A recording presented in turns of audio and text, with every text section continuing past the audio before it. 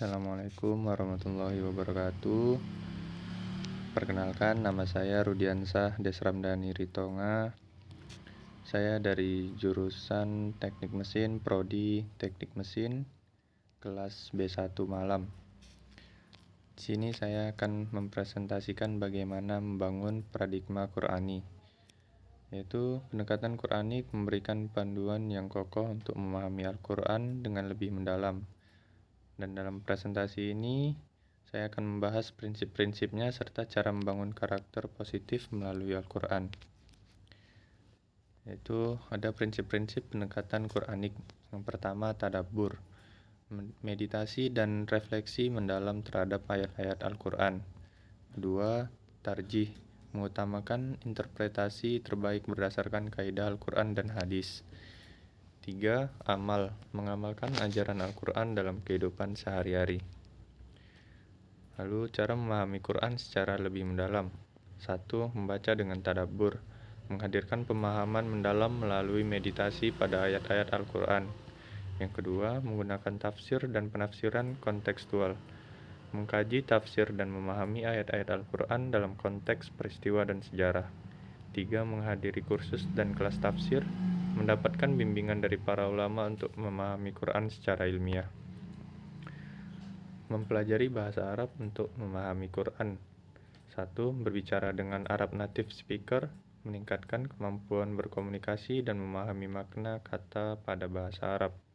Kedua, mendalami tata bahasa Arab, menguasai kaidah tata bahasa untuk memahami struktur kalimat dan makna ayat Al-Quran. Yang ketiga, studi bahasa Arab dari sumber terpercaya, yaitu mengacu pada sumber-sumber yang teruji dan mempelajari bahasa Arab melalui modul kuliah. Selanjutnya, meningkatkan pemahaman dengan mengambil contoh dari kehidupan sehari-hari. Yang pertama, memahami ayat dengan analogi, menghubungkan ayat Al-Quran dengan situasi kontemporer untuk memperjelas makna. Yang kedua, membaca kisah para nabi, mengambil pelajaran dari kisah-kisah para nabi dalam Al-Quran untuk memahami nilai-nilai dan tindakan yang dihadirkan. Yang ketiga, mengambil motivasi dari cerita para sahabat, mendalami teladan dari para sahabat dan menunjukkan sikap dan perilaku Qur'ani. Lalu, membangun karakter positif melalui Quran, mengasah kualitas diri, mencermati nilai-nilai yang diajarkan dalam Al-Quran untuk memperbaiki karakter dan perilaku. 2. Mendidik diri dengan hikmah Al-Quran, menjaga akhlak dan moralitas dengan memahami hikmah dalam ayat-ayat Al-Quran.